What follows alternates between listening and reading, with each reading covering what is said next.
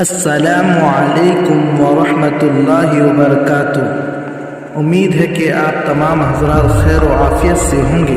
السلام علیکم ورحمۃ اللہ وبرکاتہ۔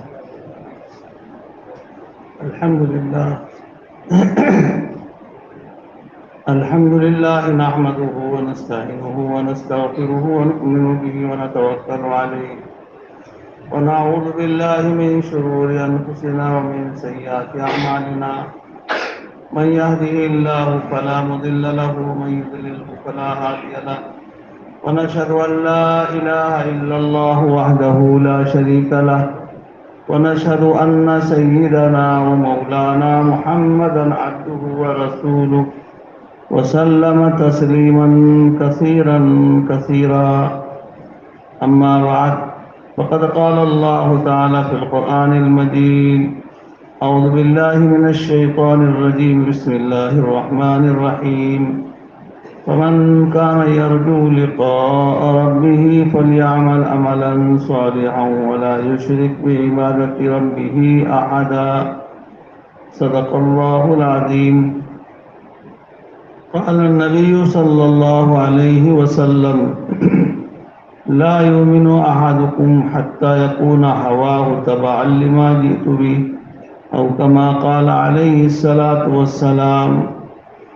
اللهم صل على سيدنا محمد وعلى آل سيدنا محمد وبارك وسلم. میرے محترم بھائیوں، عزیز بچوں، پردہ نشین خواتین اسلام، رمضان المبارک کا بابرکت مہینہ اللہ کے فضل و کرم سے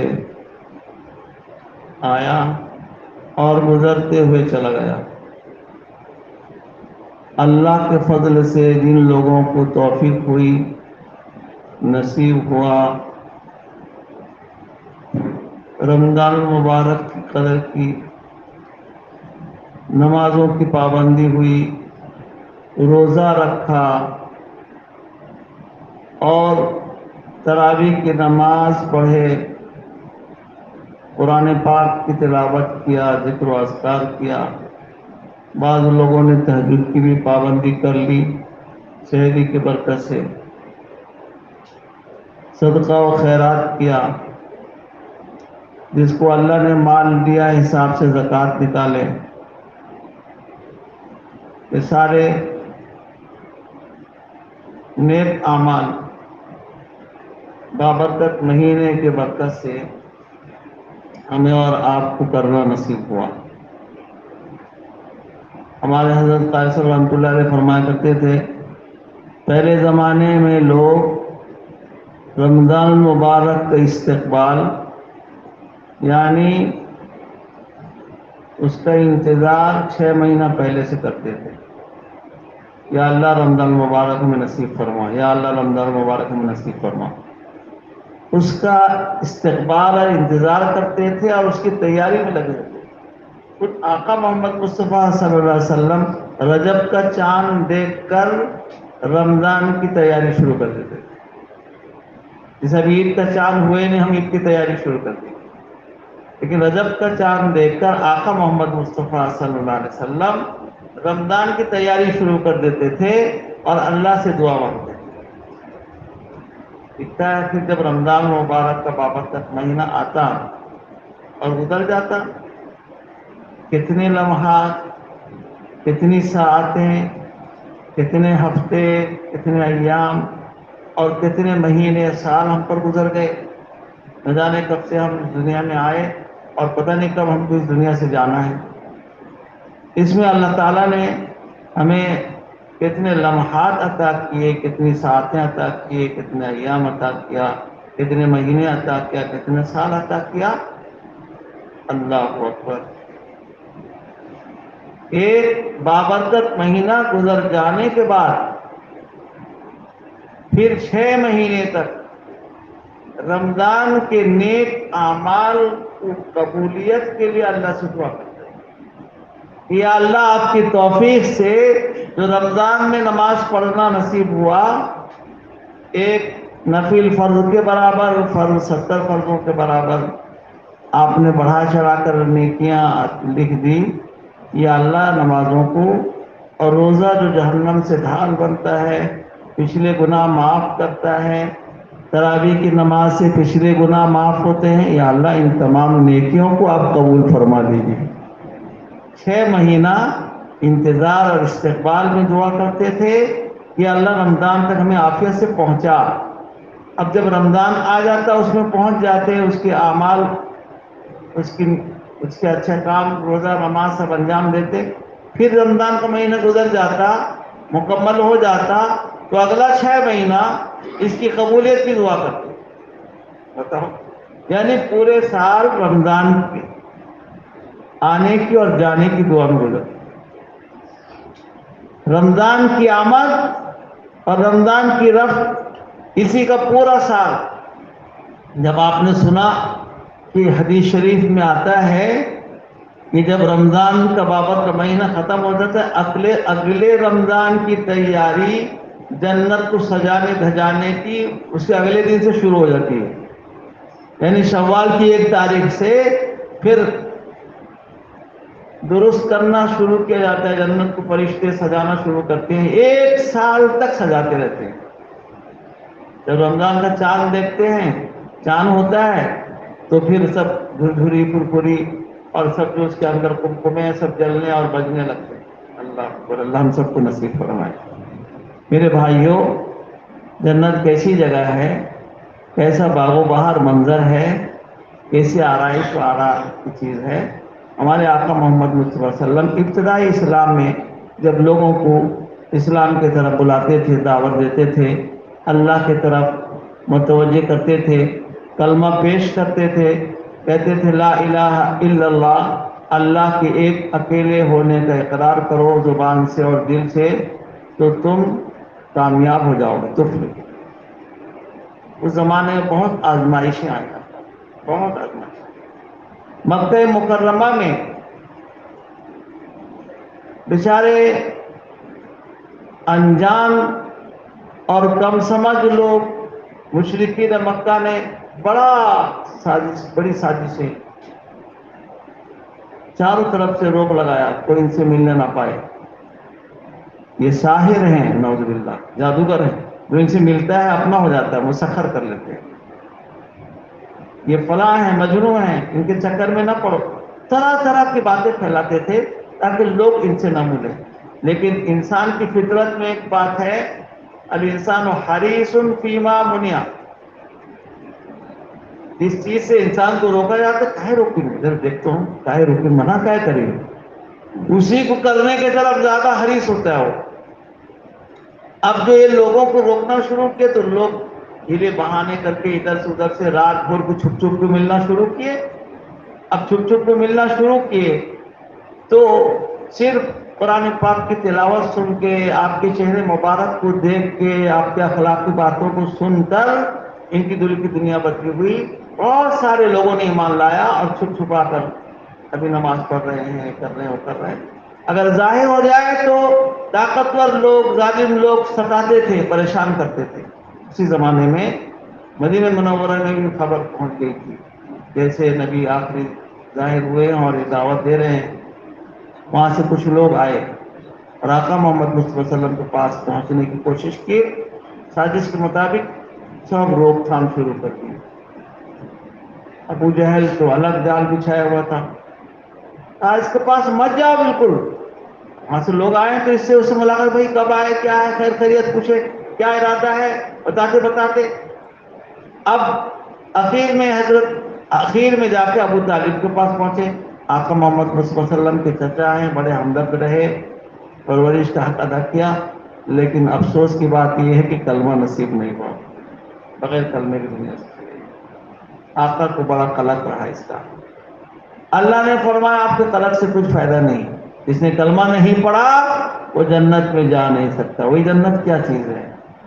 ابھی جو وفد کی شکل میں لوگ آئے تھے ابو طالب کے پاس بھی پہنچے. ابو طالب سے کہا لوگ کہتے ہیں، کیا کہتے ہیں؟ لوگ کہتے ہیں ان سے مت ملو، بڑے جادوگر ہیں، یاد رکھ لو، اگر ان سے مل کے تم ان کے بن گئے دنیا تم پر تنگ ہو جائے گی، لوگ تمہارے دشمن بن جائیں گے، کاروبار تمہارا ٹھپ ہو جائے گا۔ سب سے پہلا جو کاری ضرب تم پر لگے گا، دنیاوی حالات سے تم دوچار ہوگے۔ ہر آدمی فوراً ڈر جاتا ہے، ارے میرا ویپار جب بند ہو جائے میں کروں کیا، کھاؤں پیوں کہاں سے؟ لیکن یہ تو آئے تھے سوچ کے اللہ کی طرف سے کھچے کھچائے آ رہے تھے۔ ابو طالب کے پاس پہنچے، ابو طالب نے بھی یہی کہا کہ لوگ سچ کہتے ہیں، تم جب میرے بھتیجے کے دعوت پر اور جو پیش کرتے کلمہ پڑھو گے، ایمان لے آؤ گے، تو تمہارے ساتھ حالات آئیں گے، لوگ تمہارے دشمن بن جائیں گے، مار دھاڑ بھی کر سکتے ہیں، کاروبار بھی ٹھپ کر دیں گے، جانا آنے میں رکاوٹ ہوگی، سب حالات آئیں گے۔ سب سنے ہو، لیکن آگے بڑھتے رہے۔ اللہ کی طرف سے تشخیص ہے، کیوں؟ ابھی آقا محمد مصطفیٰ صلی اللہ علیہ وسلم کو حکم ہوگا کہ آپ مدینہ ہجرت کرو، تو مدینے سے آئے ہیں، وہاں کے حالات سازگار کرنا ہے، یہ آئے ہیں آقا کی خدمت میں کسی طرح جا کے پہنچ گئے اور جا کر کہا یا رسول اللہ صلی اللہ علیہ وسلم، ہم مکے میں آئے تو لوگوں نے ایسا شروع کیا، ہم سے پوچھا کہاں آ رہے ہو، ہم کیسے ملنے آئے ہیں، ہم سوچ کے آئے تھے کہ یہاں کے لوگ سب جانتے ہوں گے اور پہچانتے ہوں گے، لیکن یہاں کا ماحول عجیب دیکھا، آپ کو الٹے میں سب طرح طرح کا بات کہہ رہے ہیں، ایسا ویسا کہہ رہے ہیں، فلاں کہہ رہے ہیں۔ اخیر میں ابو طالب آپ کے چچا کے پاس پہنچے تو انہوں نے بھی یہی کہا۔ آقا محمد مصطفیٰ صلی اللہ علیہ وسلم نے فرمایا، انہوں نے بھی سچ کہا ہے، جب تم کلمہ پڑھو گے، اسلام میں داخل ہو جاؤ گے، مسلمان ہو جاؤ گے، تمہارے ساتھ حالات آئیں گے، تم حالات سے دوچار ہوگے، دنیاوی حالات یہ ہوں گے کہ تمہارا کاروبار ٹھپ ہو جائے گا، مار دھاڑ کا بھی نمبر آئے گا، لوگ ستائیں گے، برا بلا کہیں گے، گھر بار چھوڑ کے بھی جانا پڑے گا۔ آقا محمد مصطفیٰ صلی اللہ علیہ وسلم نے کہا، یہ بات لوگوں نے سچ کہا ہے میرے متعلق، اور میرے چچا نے بھی سچ کر کے کہا ہے، کچھ جھوٹ نہیں کہا، یہ بات ہوگی، معاملہ ہوگا۔ یا رسول اللہ صلی اللہ علیہ وسلم، ایسے حالات آئیں گے، اگر ہم کلمہ پڑھ لیں گے، ایمان لے آئیں گے تو ہمارے ساتھ ایسے حالات آئیں گے؟ اچھا یہ بتائیے، ہم کتنے دور سے آئے ہیں سن کر، یہ سب حالات ہم برداشت کرنے کے لیے تیار ہیں، سہنے کے لیے تیار ہیں؟ ہم جب کلمہ پڑھ لیں گے، ایمان لے آئیں گے، تو ہمیں بدلے میں کیا ملے گا؟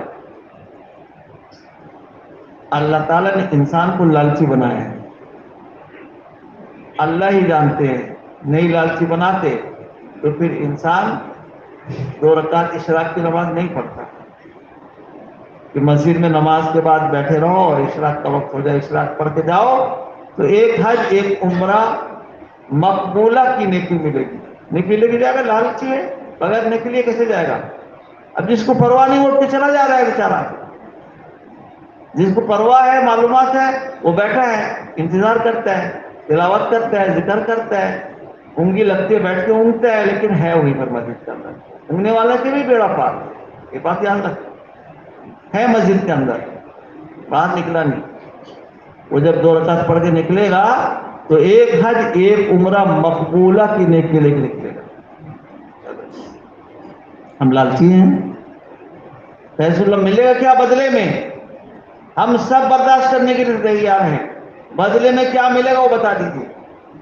میرے محترم بھائیوں، عزیز بچوں، پردہ نشین خوات اسلام، آقا محمد مصطفیٰ صلی اللہ علیہ وسلم جتنے انبیاء دنیا میں تشریف لائے، سب کی جو بات، جو آواز، جو محنت، وہی آقا محمد مصطفیٰ آخری پیغمبر کی بھی وہی محنت، آخرت کا فکر دلایا کہ تمہیں آخرت میں جنت ملے گی۔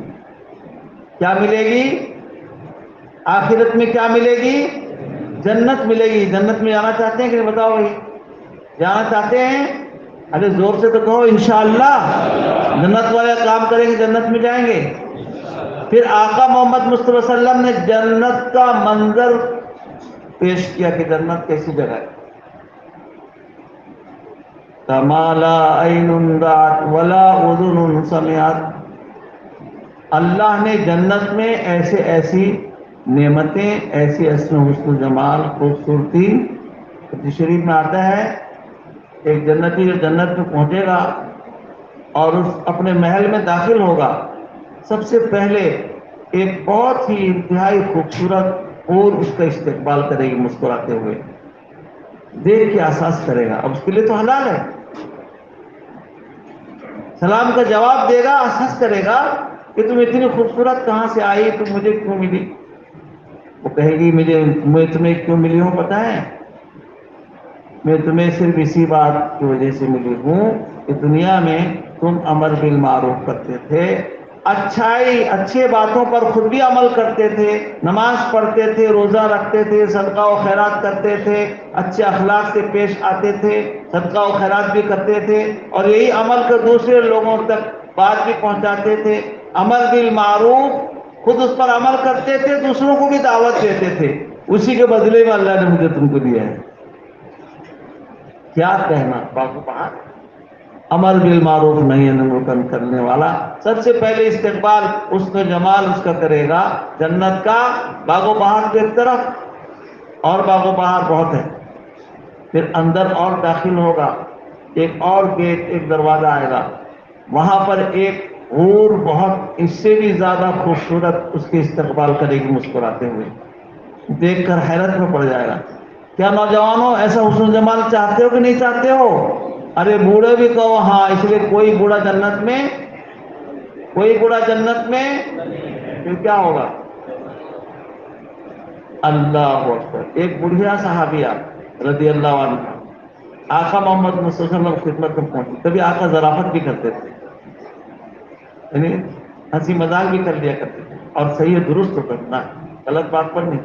جب کہنے لگے یا رسول اللہ میرے لیے دعا کر دو میں جنت میں چلی جاؤں، آقا محمد مصطفیٰ صلی اللہ علیہ وسلم نے مسکرا کر فرمایا مائی تو جنت میں نہیں جا سکتی۔ اب رونے لگی، ہچکی بن گئی کہ میں تو جنت میں جانے کی دعا کرانے آئی تھی، اور آقا جب کہہ رہے ہیں جنت میں نہیں جا سکتی تو پھر جنت میں کب جاؤں گی؟ جا نہیں سکتی۔ بہت روئی بیچاری، باقی ٹیڑھی ہو گئی۔ آقا محمد مصطفیٰ صلی اللہ علیہ وسلم جو موجود صحابہ سے کہا اس کو کہو ہوش میں آ جائے، جائے گی جنت میں، جائے گی جوان ہو کر جائے، بوڑھی نہیں کوئی، مرد بھی کوئی بوڑھا نہیں وہاں۔ علماء نے لکھا ہے 30-35 سال کے جوانی کی عمر ہوگی سب کی، اور یہی عمر رہے گی سدا بہار جوانی۔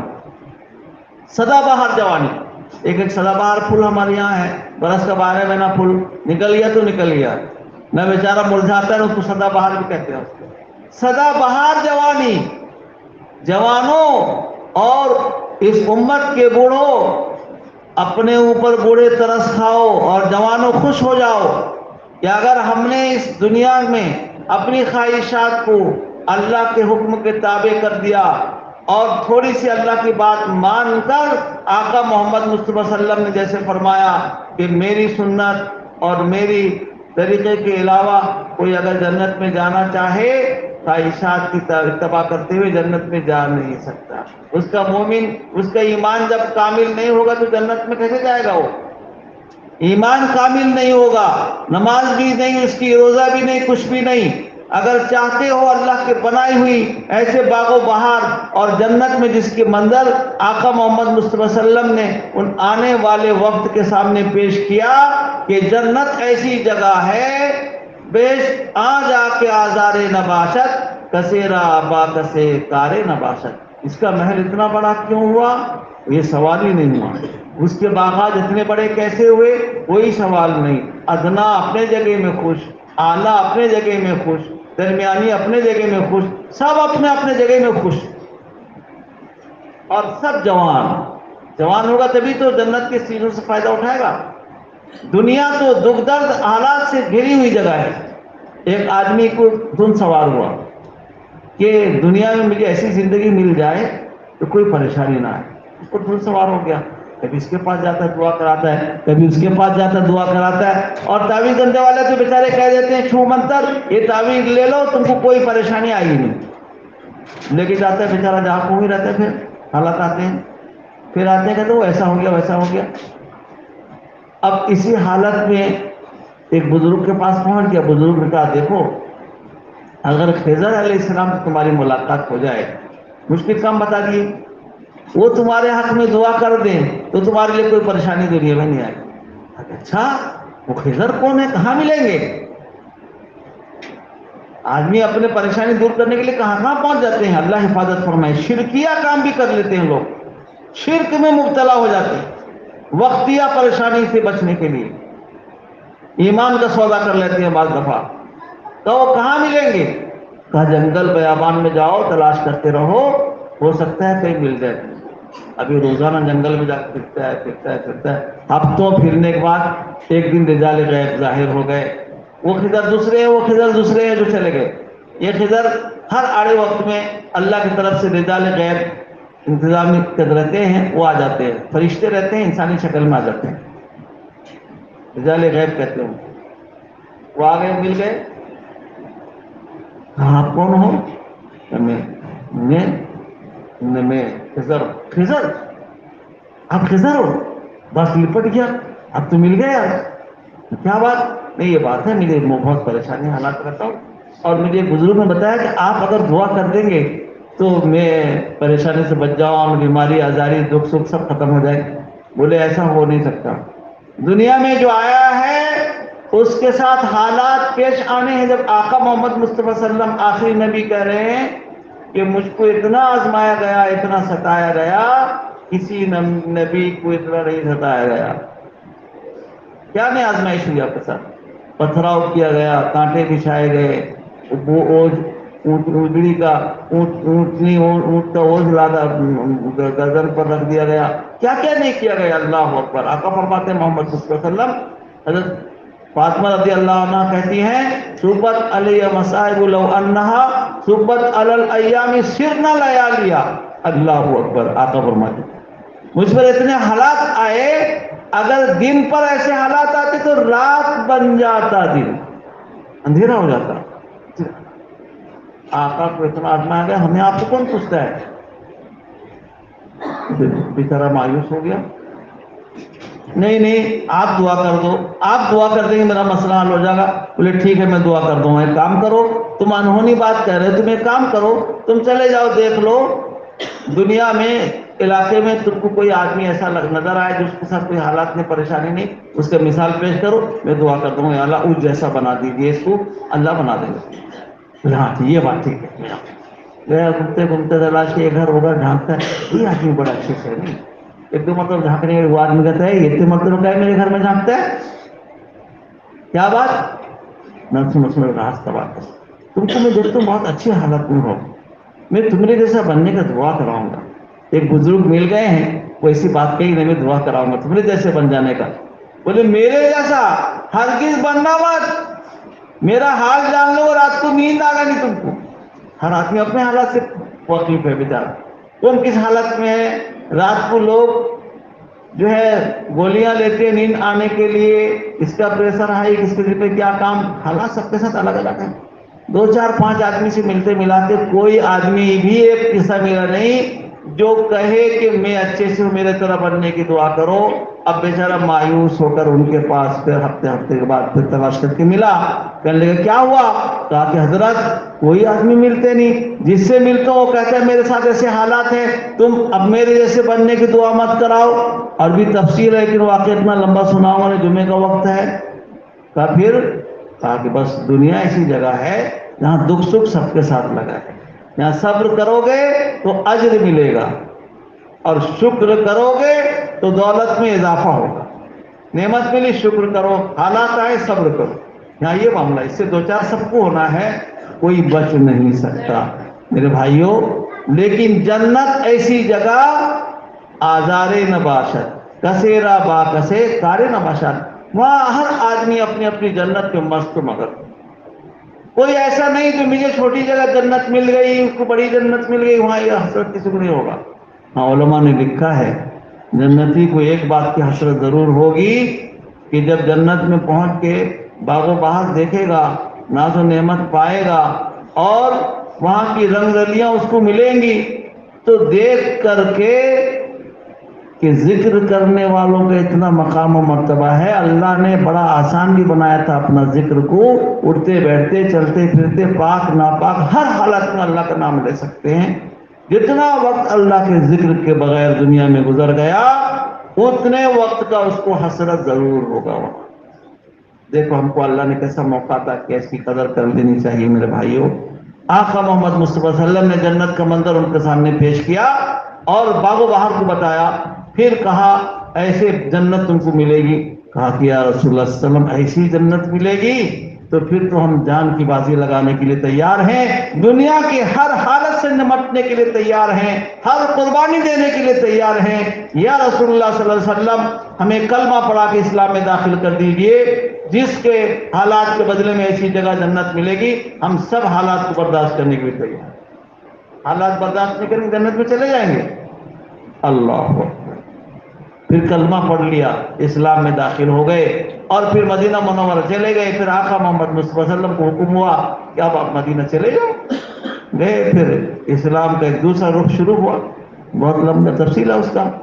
میرے محترم بھائیوں، جنت ایسی جگہ ہے، ساری نعمتوں کو پا کر کے بھی فرشتے کے اللہ اعلان کرائیں گے کہ دیکھو جو دنیا میں وعدہ کیا گیا تھا نبیوں کے ذریعے سے کہ نماز پڑھو گے تو یہ بدلہ ملے گا، روزہ رکھو گے تو یہ بدلہ ملے گا، اور صدقہ دو گے تو یہ بدلہ ملے گا، کیا سب میرے نبی نے جو خبر دی تھی جنت ایسی جگہ ہے، آ کے دیکھ کے گئے تھے، ہم نے بلایا تھا ان کو، آقا محمد مصطفیٰ صلی اللہ علیہ وسلم کو اللہ بلا کے آنکھوں سے دکھلایا، جہنم کا بھی منظر دکھایا، جنت کا منظر دکھایا، اور سب ہے حق، جنت ہے، جہنم ہے، ہمارا عقیدہ ہے، اور اس کے بغیر ایمان نہیں ہے۔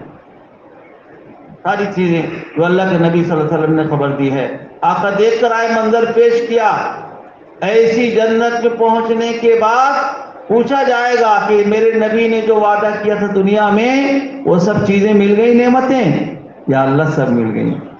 وہاں بھی اہل علم علماء کرام ہی رہبری کریں گے، جیسے دنیا میں بھی اہل علم علماء کرام دینی رہبر ہیں، گائیڈ ہیں، ان سے رہبری حاصل کرو، دین پر صحیح چل سکو گے، نہیں تو پھر غلط راستے میں بھٹکتے پھرتے رہو گے، گرتے پڑتے اگر کامیاب ہو گئے تو ہو گئے، ورنہ گمراہ ہو کر غلط راستے میں چلے جاؤ۔ میرے بھائیوں، وہاں بھی علماء کرام کہیں گے یا اللہ ایک نعمت ابھی باقی ہے، آپ نے وعدہ کیا تھا فَمَنْ كَانَ يَرْجُو لِقَاءَ رَبِّهِ فَلْيَعْمَلْ عَمَلًا صَالِحًا۔ یا اللہ آپ نے فرمایا، اعلان کیا تھا کہ اگر میری ملاقات چاہتے ہو، لقاء چاہتے ہو، دنیا میں اچھا عمل کرو، میرا شریک اور ساجی کسی کو مت ٹھہراؤ۔ یا اللہ ہم سب کر کے جنت میں آ گئے، ساری نعمتیں مل گئی، آپ کا دیدار باقی ہے، اللہ ہم سب کو نصیب فرمائے۔ لکھا ہے سارے جنتی جنت میں جب پہنچیں گے اپنے حور و غلما کو دیکھیں گے تو دیکھتے رہیں گے، اتنی خوبصورت، اتنی خوبصورت۔ پھر جب اللہ کی طرف سے اعلان ہوگا، فرشتے اعلان کریں گے جنتیوں آ جاؤ میدان میں، اللہ کا زیارت کرو گے، اللہ اپنے ملاقات کرائیں گے، زیارت کرائیں گے، باقاعدہ ایک بازار لگے گی۔ یہ سودے سلب کھانے پینے کا بازار نہیں، وہ تو کھانے پینے کی ہی جگہ ہے۔ مشک کے ٹیلے، کرسیاں لگی ہوں گی، پلاسٹک اور لکڑی کی نہیں، جو ایسا بیٹھیں تو ٹوٹ جائے گا۔ مشک کے ٹیلے، اللہ ہم سب کو نصیب فرمائے۔ ارے کہو آمین تو کہو زور سے۔ مشک کے ٹیلے لگے ہوں گے، کرسیاں، اور استقبال میں نورانی مخلوق فرشتے کھڑے ہوں گے، آئیے تشریف رکھیے، آئیے تشریف رکھیے۔ سامنے والے آ جاؤ آ جاؤ، کس کو بلایا جائے گا سامنے؟ جو جمعے کے دن نماز پڑھنے پہلے آتے تھے، ممبر کے سامنے بیٹھتے تھے، خطبہ غور سے سنتے تھے، وہی لوگ پہلے آ جاؤ، نزدیک سے اللہ کا دیدار کرو گے۔ بہرحال ایک کے بعد دوسرے تیسرے سب بیٹھتے چلے جائیں گے، اور سارے جنتی اللہ کے لقاء کے لیے کرسیاں لگی ہوں گی، کیا نورانی ماحول ہوگا، اللہ آپ کو منظر دکھا دے، اور سب بیٹھے رہیں گے، اللہ جلوہ نمائی فرمائیں گے، اللہ جلوہ نمائی فرمائیں گے، ایسا نور چھا جائے گا، اللہ کا حسن و جمال ایسا سب پر طاری ہو جائے گا، سارے جنتی کے حسن میں بھی اضافہ ہو جائے گا۔ ایک تو جنتی جنت میں حسن و جمال لے کے پہنچیں گے، اور پھر اللہ کی لقاء، اللہ کی زیارت کرنے کے بعد اور حسن و جمال میں اضافہ ہو جائے گا۔ اللہ ہم سب کو نصیب فرمائے۔ اتنا حسین ہو جائیں گے، یہی جب واپس اپنے محل میں پہنچیں گے اللہ کا زیارت کر کے، اور ایسا مست ہو جائیں گے، مست ہو جائیں گے، جنت کی ساری نعمتوں کو بھول جائیں گے، کوئی اور نعمت نہیں اس کے علاوہ۔ ایسا مزہ ہے اللہ کی زیارت میں، ایسا مزہ جو بہترین سے بہترین چیز کھانے پینے میں بھی وہ مزہ نہیں آتا ہے جو اللہ کی لقاء اور زیارت میں مزہ آئے گا۔ صحابہ رضی اللہ عنہ کہتے ہیں ہم بھوکے ہوتے اور آقا محمد صلی اللہ علیہ وسلم کے چہرے انور کو دیکھتے ہی ہماری بھوک مٹ جائے. ہم پیاسے ہوتے تھے. آقا محمد صلی اللہ علیہ وسلم کو اللہ نے حسن و جمال کی بہت عطا کیا تھا. آپ کے چہرے کو دیکھتے تھے مسکراہٹ ہماری پیاس مٹ جاتی تھی. ہم فکرمند ہو جاتے تھے, ہمارا فکر ختم ہو جاتا تھا, غمگین جاتے تھے, خوش اور سادہ ہم کو واپس آتے تھے. جب آقا محمد صلی اللہ علیہ وسلم کے چہرے انور میں اللہ نے ایسا انوار اور برکات رکھا تھا, تو پھر اللہ اکبر, اللہ جل جلالہ اما نوازہ حسن جمال کا کیا ٹھکانا, کیسے مزہ آئے گا, مست ہو جائیں گے. روایت میں آتا ہے کہ ساری نعمتیں جنت کی بھول جائیں گے کہ اور بھی اس کے علاوہ کوئی نعمت ہے. یعنی کھانے کا بھی مزہ آئے گا, پینے کا بھی مزہ آئے گا, اور دیکھنے کا بھی مزہ آئے گا. مست ہو جائیں گے, حسن جمال میں اضافہ ہو جائے گا. جب واپس اپنے محل میں پہنچیں گے, وہ جو حور و غلما محل کے اندر ہیں پہلے سے, جس کو یہ دیکھتے تھے اتنے حسین, اب یہ ان کو دیکھیں گے, مردوں کو, اتنا حسن کہاں سے لے کے آ گئے, تم ابھی جب آئے تھے تو اتنا حسین نہیں تھے, ابھی دوبارہ آئے تو اتنے حسین ہو گئے. یعنی اللہ کا حسن ایسا جنتیوں کو چھا جائے گا, سب کو ایسا حسن جمال مل جائے گا, حسین ہو جائیں گے, خوبصورت ہو جائیں گے کہ جنت کی حوریں ان کو دیکھیں گی ٹکٹکی لگا کے, ٹکٹکی لگا کے, یہ کہاں سے اتنے حسین ہو کے آ گئے. ایسی جنت میرے بھائیوں ملے گی انشاءاللہ تعالی. اللہ ہم سب کو نصیب فرمائے. نماز کے بدلے میں, روزے کے بدلے میں, صدقہ و خیرات کے بدلے میں, ہر دن کے نیک کام کے بدلے میں, اور یہی چیزیں قبر کی اندھیری میں قبر کو روشن کریں گی. نماز قبر میں نور, اور حشر کے میدان میں نور, اور پلسرات میں حجت بنے گی. روزہ ڈھال بنے گا جہنم سے بچانے کے لیے. زکوٰۃ, اللہ کے یہ نیکی ہمارے دائیں بائیں سب آ کر ہر جگہ ہماری حفاظت کرتے ہوئے جنت تک لے کے پہنچائیں گے. میرے بھائیوں, ان اعمال میں ساری زندگی لگے رہنے کا ہے. اللہ ہم کو ایسی جنت نصیب فرمائے. یہ تو انہوں نے کہا یہ تو سودا بہت سستا ہے, ایسی جنت ملے گی تو ہم جان کی بازی لگانے کے لیے تیار ہیں, مال کی بازی لگانے کے لیے تیار ہیں. ہر مشکل کو ہم برداشت کر لیں گے, ہر طرح سے کسی طرح ہم ایسی جنت میں پہنچنے کی کوشش کریں گے. اللہ نے ہم کو موقع دیا ہے, لہذا کوشش کر کے اعمال اچھے اختیار کریں, اللہ سے اچھی امید رکھیں کہ اللہ ضرور ہمیں جنت نصیب فرمائیں گے. اللہ مجھے بھی عمل کی توفیق دے, آپ کو بھی عمل کی توفیق دے. بابرکت مہینہ رمضان کا گزرتے چلا گیا. اب آج اگر 29 ہے, چاند نظر آ گیا یا چاند کی تحقیق ہو گئی, اعلان ہو گیا, تو کل عید الفطر کی نماز ہمارے اس جامعہ کی مسجد میں 7:15 میں ادا کی جائے گی.